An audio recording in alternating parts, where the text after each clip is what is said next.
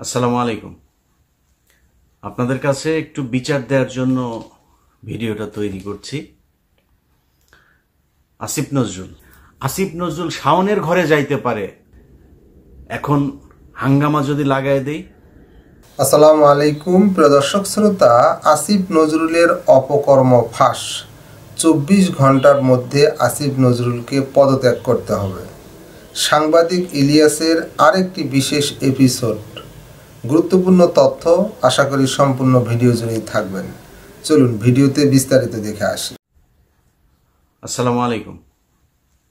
আপনাদের কাছে একটু বিচার দেওয়ার জন্য ভিডিওটা তৈরি করছি। আসিফ নজরুল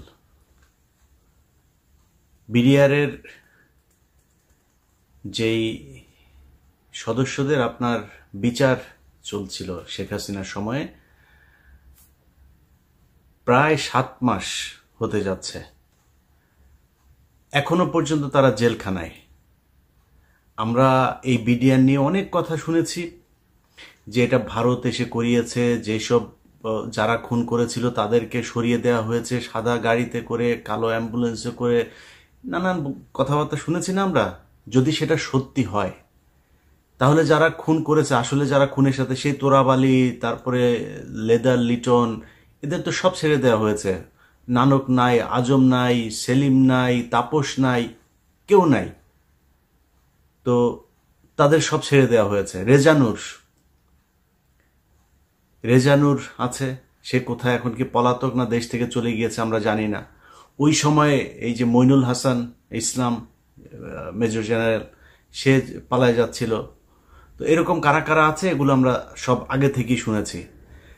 এবং যেই সৈনিকরা আসল সাক্ষী দিতে চেয়েছে তাদেরকে মেরে ফেলা হয়েছে, গুম করা হয়েছে, তাদেরকেই এই জেলখানায় নিয়ে বন্দি করা হয়েছে।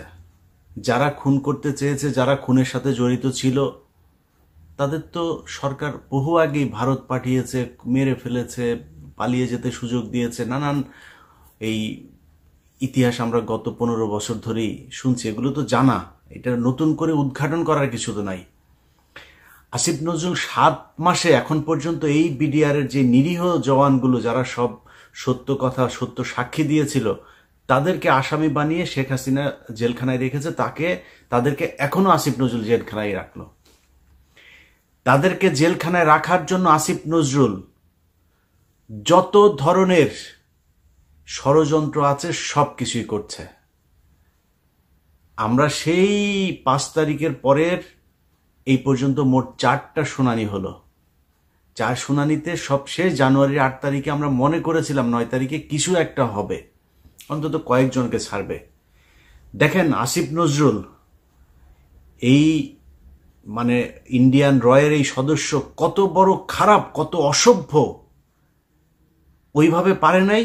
প্রথমবার বলেছে পিপি নিয়োগ হয় নাই, তারপরে বলেছে পিপি প্রস্তুতি নেয় নাই, তারপরে পিপি পুরো রায়ের কপি সব পড়তে পারে নাই। এবার কি বলবে? কিছু তো একটা বলতে হবে। এখন ওই যে বক্সিগঞ্জের আপনার যেই কি আলিয়া মাদ্রাসা যেইটা, ওইটার মধ্যে নাটক টাটক সাজায়া, আবার তার মধ্যে আবার স্টুডেন্টদেরকেও এখানে নাটকের অংশ বানিয়েছে। কেউ যায় ঘর পুড়ে দিচ্ছে, কেউ করছে। আরে ভাই, আপনি ওইখানে করেন না বিচার, তাহলে কোথায় করবেন? আপনি জানেন না 9 তারিখে বিডিআর এর শুনানি আছে?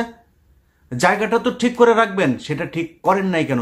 একদিন আগে থেকে বিডিআর এর পরিবাররা দেশের বিভিন্ন জায়গা থেকে, গরিব মানুষ এখানে এই শহীদ মিনারে এসে শুয়েছিল, কেউ যাইতে পারে নাই। আসিফ নজরুল শাওনের ঘরে যাইতে পারে, শহীদ মিনারে যাইতে পারে নাই, গিয়ে একটু বলতে পারে নাই যে আপনারা কোত্থেকে আসছেন, আমরা আপনাদের পাশে আছি, আপনারা তো আমারই দেশের মানুষ, ওকে আপনারা ঘরে ফিরে যান, আমরা দেখছি। আসিফ নজরুল বলার সুযোগ পায় নাই। কুকুরের ছানারা সিনেমা দেখতে যাইতে পারে, এইখানে আসার একজন উপদেষ্টার সময় পায় নাই।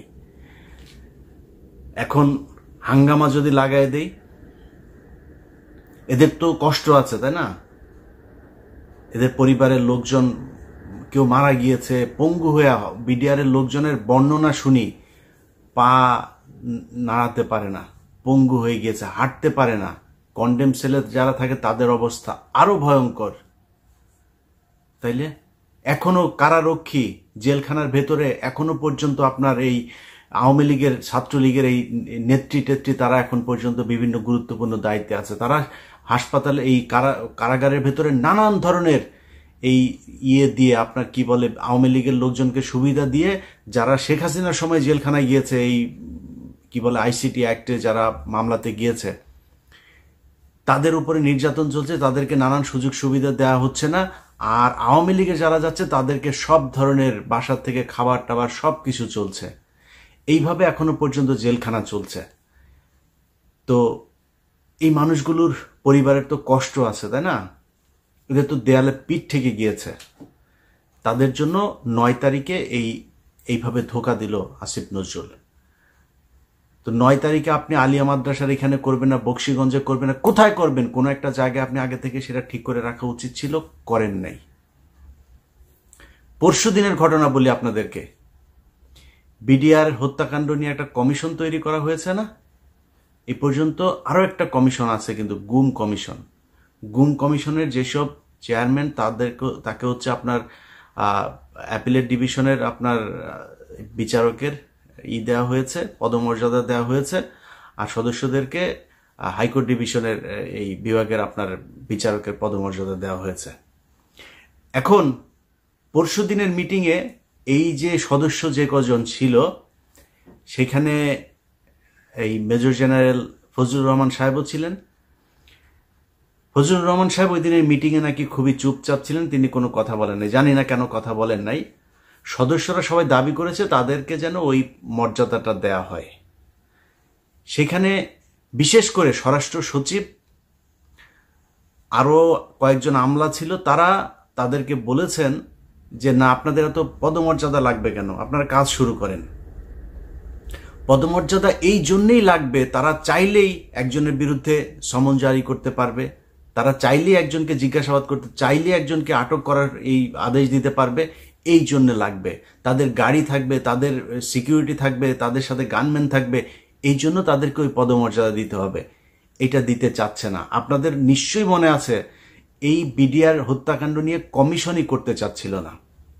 এখন কমিশন করে নানানভাবে এটার মধ্যে একটা বাধা সৃষ্টি করে কোনোভাবে যাতে এটাকে ঠেকানো যায়।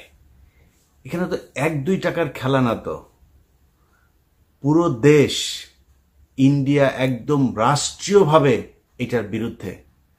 আর আসিফ নজরুল কাদের প্রোডাক্ট, সেই প্রথম আলো, ডেইলি স্টারের, সেগুলো তো আমরা সবাই জানি। এগুলো এখন করা হচ্ছে নানানভাবে। বিডিআরের সাংবাদিক, বিভিন্ন মিডিয়ার মাধ্যমে এই বিডিআর হত্যাকাণ্ড নিয়ে একটা ধূম্রজাল তৈরি করার পায়তারা করা হচ্ছে। তো এইভাবে আসিফ নজরুল আপনি তো বাঁচাইতে পারবেন না। বিডিআরের হত্যাকাণ্ড নিয়ে যত অডিও রেকর্ড, যত কাগজপত্র, যত ফাইল যা যা আছে, কমিশনের কাছে যা নাই ওইটা আমার কাছে আছে।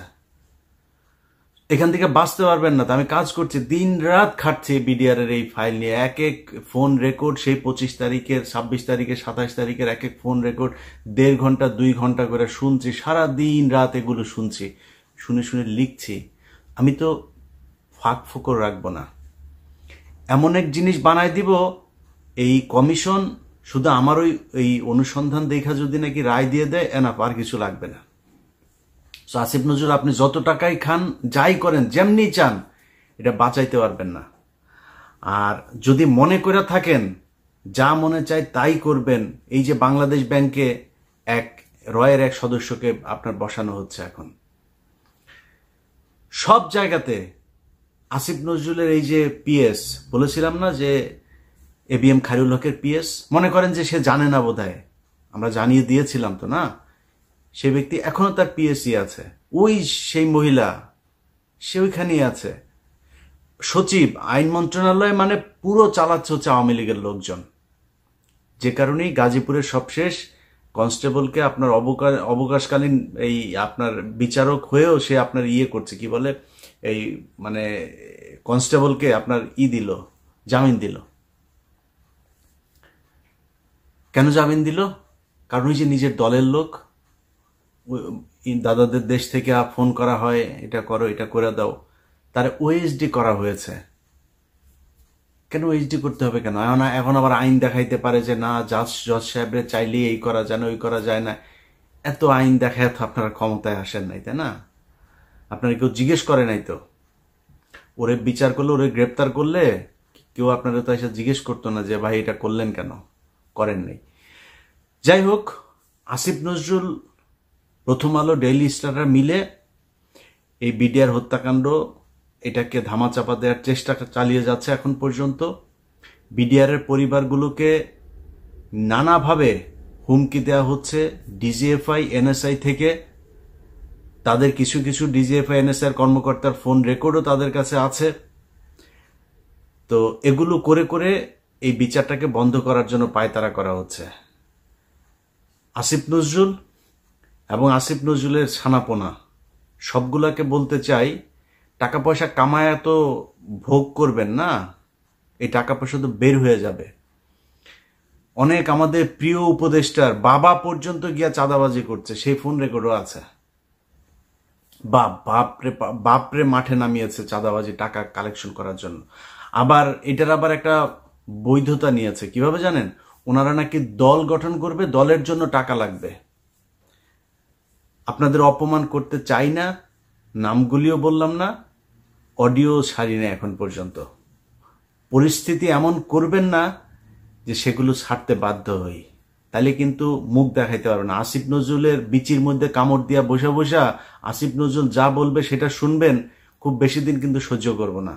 খুব ভালোবাসি, খুব স্নেহ করি, অতএব একটু হিসাব করে চলতে হবে। আপনাদের কাছ থেকে কোনো তদবির করতে যাই নাই যে ভাই আমার ওই লোকের সারাই দেন, এই লোকের সারাই দেন, এগুলো করতে যাই নাই। আপনাদের কাছে দেশটা যেই কারণে স্বাধীন হয়েছে সেইটা চেয়েছি। প্রধান কাজ বিডিআর এর জওয়ানদেরকে ছাড়তে হবে।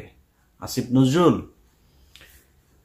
এই বিডিআর এর পরিবারের সাথে যেই শয়তানি করেছেন না, বিডিআর পরিবারে যদি উস্কানি দেই না, আপনার গদি বাঁচাইতে পারবেন না। এরকম কোনো পরিস্থিতি তৈরি করেন না যাতে প্রধান উপদেষ্টার বাড়ির ওইখানে যায় হাউকাউ করে। ওখানে কি করবেন? গোলাগুলি করবেন, করবেন, লাঠালাঠি করবেন, করে মারে ফেলবেন।